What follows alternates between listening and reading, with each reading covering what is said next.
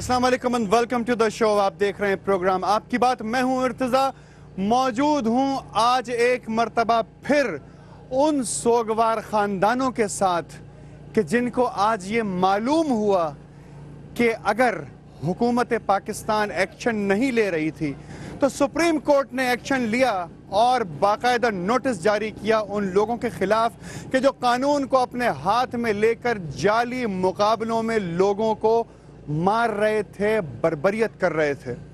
एक मर्तबा फिर कोर्ट ने यह साबित किया, हाई कोर्ट ने साबित किया बलूचिस्तान में कि जो गवाह डॉक्टर मौजूद था वहां पर खरोटाबाद का, उसके साथ जो ज्यादती हुई उसके against once again high court of Balochistan ने एक्शन लिया और नोटिस लिया अज खुद।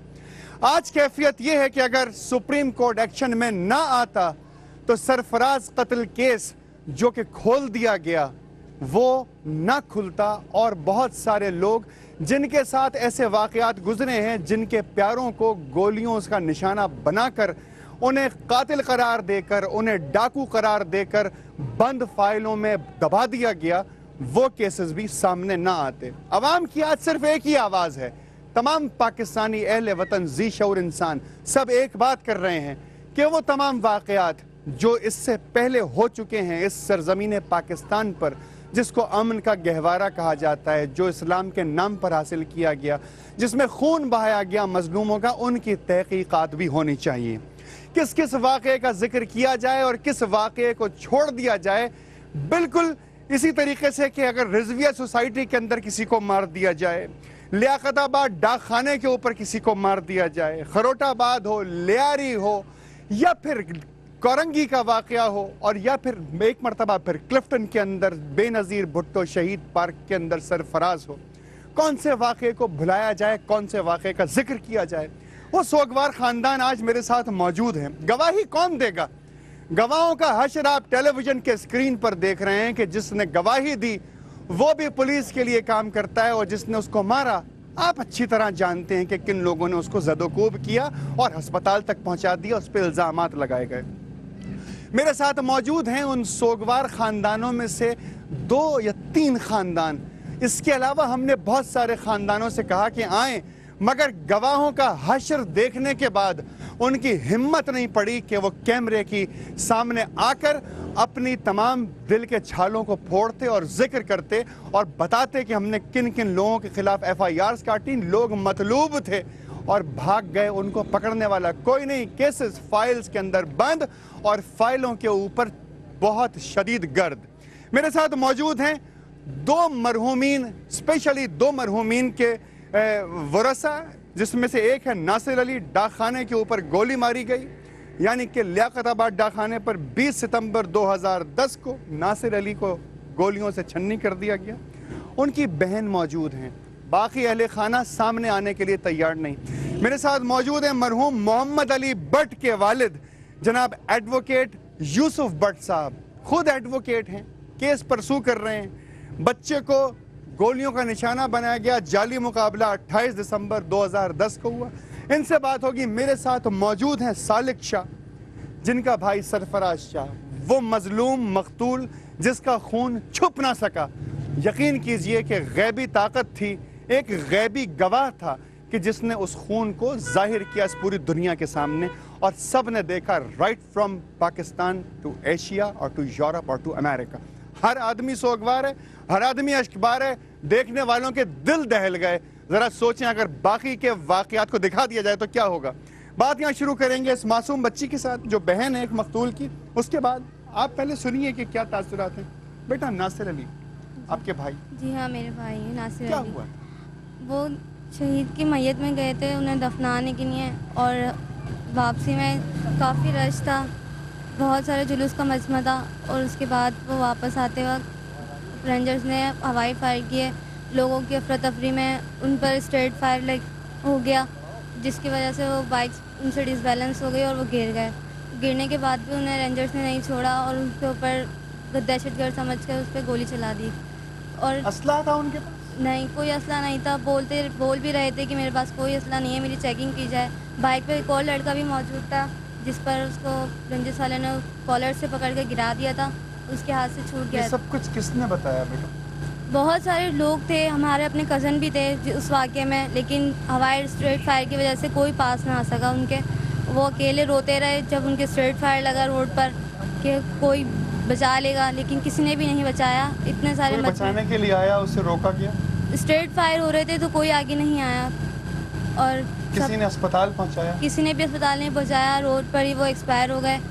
हॉस्पिटल पहुंचे गए तो वहाँ पर बहुत हंगामा हुआ। आपके घर वालों ने कोई रिपोर्ट दर्ज करवाई किसी थाने में? केस चला था लेकिन कोई मसला नहीं हुआ, कुछ भी फ़ायदा नहीं हुआ।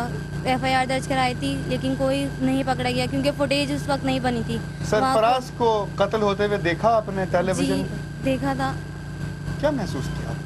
अपने भाई को याद किया तो उस वक्त जब देखा था तो कि उनकी क्या कैफियत होगी, जब तो उनकी कोई फुटेज भी नहीं, हम तो पता भी नहीं था, वो तो हमारे घर से दूर गए हुए थे, कि क्या हशर हुआ होगा उनका उस वक्त अकेले में। वापस रोड पर तड़प कर के जान चली गई उनकी, किस तरह से उनके ऊपर गोली चलाई गई और उन्होंने एक्सपायर हो गए। वो याद आते हैं? बहुत ज़्यादा। कोई बात आपको उनकी याद है आज तक? हमारी ये सारी ख्वाहिश उन्होंने पूरी की है। 2 ही भाई थे, एक बहुत ज़्यादा छोटे हैं जो कोई ख्वाहिश, बहुत छोटे हैं वो तो, और एक ही जो सबसे बड़े थे घर के, उनके साथ ये ऐसा हो गया। सबसे बड़े भाई थे घर के।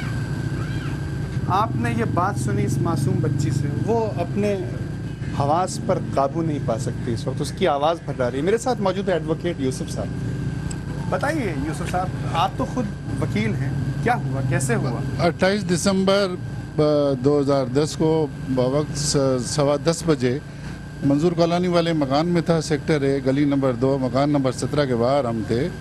तो फिरोज़ाबाद की एक दूसरी मोबाइल जिस पर कोई नहीं लिखा हुआ था, ये आए फैसल जाफरी, ये SI थाना फिरोज़ाबाद का, ये काउंटर स्पेसिस्ट कहलाता है। इसने इससे पहले भी बहुत लोगों को मारा हुआ है। हुआ क्या था? वाक़या वो लेकर आया जब बरात वो वहाँ से मेरे बेटे को लेकर गए, और मुझे वो पुलिस वाला नामूस खान है, वो मेरे बेटे की 1 to 5 लेके जाने लगा। मैंने बोला क्या मसला, कहाँ ले जा रहे हो? बोला आप फिरोज़ाबाद आ जाएं। मैं फिरोज़ाबाद गया, वहाँ पर तो गेट बंद था। मैंने पुलिस सिपाही को कहा, मैंने कहा यार मुझे फैसल जाफरी से आप मेरी बात करवा दें। उसने कहा जी थोड़ी, ASI थाना फिरोज़ाबाद का। वो भाग गए वो सारे, वो ट्रांसफर कर, वो इस वक्त TPO गुलशन के पास जो है वो बिटर है पूरे गुलशन इकबाल से जितने भी। कैसे पता चला कि ये जाली मुकाबला? इस तरह पता चला कि जब मैं वहाँ पर गया थाने में तो मुझे बताया गया सुबह आ जाए। सुबह जब मैं गया तो वहाँ पर मुझे बताया यहाँ तो लाकअप में कोई भी नहीं, SHO ने मुझे कहा यहाँ तो कोई भी नहीं है। बहरहाल मैंने एक अफसर को फ़ोन किया, एक जिम्मेदार अफसर को, उसने मुझे कहा मुझे 5 मिनट के बाद वही SHO थे जो मुझे नहीं मिल रहे थे, वो खड़े, उसने कहा आपके बेटे को तो रात का ही मार दिया गया, शहीद कर दिया। फिर मैं वहाँ से, कैसे मार दिया गया? उसको 6 गोलियां मारी जो इंतहाई करीब से मारी गई हैं। उसके हर वाउंड पे जो पोस्टमार्टम रिपोर्ट है उसके मुताबिक उस पे 20 इंजरीज है उसकी बॉडी पे, कोई हिस्सा जिस्म का नहीं है जिसपे तशद्दुद ना हो। मौजूद है आपके? जी मेरे पास रिपोर्ट है, ये रिपोर्ट है। जो सारे थाने वाले 6 तारीख तक इनकार करते रहे। मैंने अपने बेटे की बॉडी को 13 दिन तक रखा है यहाँ पर। मैं प्रेस क्लब पे 3 तारीख को ले गया, उसके बाद मेरे लिए इन्होंने अजाब खड़ा कर दिया। मुझे टेलीफोन आना शुरू हो गया कि आप जो है ये परसू ना करें, छोड़ दें इस केस को। मैंने कहा जी मैं तो करूंगा, आपको जो कुछ करना कर दो। फिर इन्होंने इसके बाद जब देखा कि मस्जिद, क्यों ना करें, इसलिए कि मतलब है कह रहे हैं कि ये जो कुछ भी हो गया खत्म हो गई बात, बस ये करें। इसमें मैं नहीं बताना चाहता भी क्या मैं नाम लूँ, लोग बेजमीर लोग हैं ये लोग, मुतजमीर। पूरा केस है मेरे पास है, उसकी जिस तरह क्या हुआ सर, इसका आखिरी फैसला तो ये हुआ कि कोर्ट ने, इन्होंने B क्लास में रखा। जज साहब ने पूरे दोनों मुगला के दलाल सुनने के बाद जज साहब ने उस केस को जो डिसमिस किया इनके B क्लास को, और कॉग्निजेंस लेते हुए उन्होंने इनके नॉन बेलेबल वारंट इशू किए। नॉन बेलेबल वारंट इशू हुए, अखबार में आया नॉन बेलेबल वारंट इशू हैं, मगर कोई पकड़ने के लिए तैयार नहीं है। सर यही नहीं कहानी खत्म हो रही, ये कहानी यही नहीं खत्म हो रही। नॉन बेलेबल वारंट के बाद उनका फिर स्टेटमेंट हुआ DSP का 14/5/2005 को। ये देख सकते हैं आप, इसमें उन्होंने DSP साहब कह रहे हैं कि वो तो पता ही नहीं कहा है मुल्ज़िम है, उनका तो कोई पता ही नहीं है। जब पुलिस वाले जो हैं उनकी पोजीशन ये है कि वो एक अफसर कह रहा है कि उसका कोई पता ही नहीं है कि कहाँ है, और वो ऑलरेडी ड्यूटियां कर रहे हैं। किसी को सस्पेंड नहीं किया। होम मिनिस्टर साहब ने लिखा है इसके अंदर, ये मेरे पास पूरा केस इस वक्त मीडिया के ऊपर ऑन है, सब लोग देख सकते हैं। एक पुलिस वाला इस सरफराज के कत्ल के केस में भी, जिसका नाम आलमजेब था, शनाख्त किया जा चुका है, मगर वो मिल नहीं रहा, वो गायब है, मतलूब है पुलिस को, पुलिस ढूंढ रही है। आप और क्या कहना चाहती हो बेटा? मैं नहीं चाहती। आपने ये अंकल की बात सुनी, एक और आपके भाई की तरह ऐसा ही एक केस हुआ, सामने लेके गए, उसके बाद बता दिया कि आपके लड़के को तो रात ही मार दिया। मैं नहीं चाहती कि अब जिस तरह किसी और के भाई को भी कोई इस तरह मारे, कोई और बहन इस तरह रोए, उसको मिस करे। मैं नहीं चाहती कि रंजिश तो यहाँ से चले जाना चाहिए। जिस तरह से लोगों को वो मार रही है, बेगुनाह लोगों उसमें मारे जा रहे हैं। क्या आपको उम्मीद है कि आपको इंसाफ मिल जाएगा? मुझे तो नहीं लगता, जितने वाक़यात यहाँ हो रहे हैं किसी एक को भी इंसाफ नहीं मिल पा रहा है।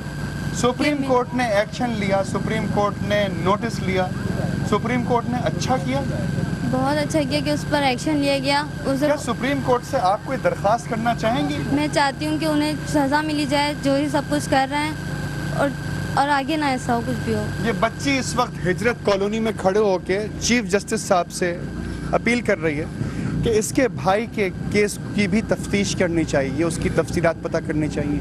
क्यों? क्योंकि वो किसी की तदफीन से वापस आ रहा था, गोली चली, मार दिया, हॉस्पिटल नहीं जा सका।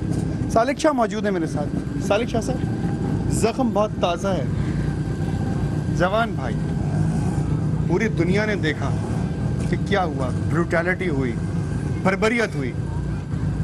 इन केसेस को देख के आप क्या तासुरात है, क्या कहना चाहेंगे आप पूरे नेशन से, पूरी दुनिया से, हुकूमत से, सुप्रीम कोर्ट से, सहाफियों से, वकला से, देखें डॉक्टर्स? मेरा भाई बेगुनाह था, उसकी भी वही प्रैक्टिस शायद इन लोगों ने करने की कोशिश की जो इससे पहले करते रहे हैं। शायद ऐसे वाले पता नहीं कितने लोगों को उन्होंने मार दिया होगा, जाली इनकाउंटर उन्होंने डिक्लेयर कर दिया। कितने ही लोग हो गए जो बेचारे डर के मारे खामोश हो जाते हैं, जिन्हें डराया जाता है, जिन्हें हरासा किया जाता है कि अगर तुम लोग पुलिस के पास गए तुम्हारे बेटे के पास पहुंचा दिया गया, तुम्हारे बच्चे के पास पहुंचा दिया जाएगा। लेकिन अल्लाह की ज़ात ने हमारी गैबी मदद करनी थी, ये फुटेजेस हमारे पास आ गई, वरना उन्होंने भी यही प्रैक्टिस मेरे भाई की भी अप्लाई कर दी थी। उन्होंने मेरे भाई को भी डकैत करार दे ही दिया था, उसके खिलाफ FIR भी उन्होंने दर्ज करवा ली थी, सब मामला हो चुके थे। अगर ये फुटेजेस ना आती तो मेरा भाई भी उसी तरह गुमनामी की मौत ही मर जाता, शायद मेरे भाई की फाइल पर भी मट्टी ही रहती, वो भी डकैत देता। और आज जिस तरीके से ये मामला एक्सप्लोर हुआ है, जिस तरह लोगों को पता चल रहा है, शायद इससे दुनिया को पता ना चलता कि इन लोगों का मकरूह चेहरा क्या है, ये किस तरीके से एक मासूम बंदे को कितने तड़पता हुआ छोड़ते हैं। शायद इन लोगों के सीने में दिल नहीं है। ये हमारे मुहाफिज जो हम लोगों की हिफाजत के लिए तैनात किया गया है, ये मेरा छोटा भाई है, और इसका जो हाल है आप कर सकता हूं? क्या नाम है आपका? असद शाह। असद जी। कौन सी क्लास में पढ़ते हैं? 8। कुछ कहना चाहते हैं? मैं यही कहना चाहता हूँ चीफ जस्टिस से कि मेरे भाई को इंसाफ दिया जाए, और जिस तरह मेरे भाई को उन्होंने मारा उसी तरह उनको भी मारा जाए। कितनी याद आती है भाई? बहुत। दिन में मुलाकात, घर में मुलाकात होती? जी बहुत। कैसा बर्ताव करते थे आपके साथ? मारते तो नहीं, बस प्यार ही करते थे, और क्या। नोक झोंक नहीं होती थी, लड़ाई नहीं होती थी? थोड़ी बहुत, मजाक में। प्यार ज्यादा करते थे? जी। सालिक ज्यादा प्यार करते हैं या सरफराज ज्यादा प्यार करते हैं? दोनों ही करते हैं ज़्यादा तो। और कोई बात? आपसे आखिरी मुलाकात में क्या बात कही उन्होंने? उन्होंने कुछ भी नहीं कहा, बस क्रिकेट खेलने गए थे, बस उसके बाद नहीं मिले वो। क्रिकेट खेलने गए थे? जी, उसके बाद नहीं मिले। उसके बाद मैं स्कूल चला गया तो उसके बाद नहीं मिले वो। मैं स्कूल चला गया था, उसके बाद भाई से मुलाकात नहीं हुई, नोक झोंक होती थी। छोटा सा ब्रेक ले रहा हूँ, ब्रेक के बाद आपको आके बताऊंगा कि उन फैमिलीज़ के ऊपर क्या असर होता है कि जिनके लख्ते जिगर उनसे छीन लिए जाते हैं, और सिर्फ छीन ही नहीं ले जाते, उनके ऊपर इल्ज़ामात भी लगाए जाते हैं कि तुम्हारा बेटा चोर था, डाकू था, कातिल था, इसलिए मार दिया गया, और किसी को पता भी नहीं चलता। मेरे साथ रहिएगा छोटे से ब्रेक के लिए।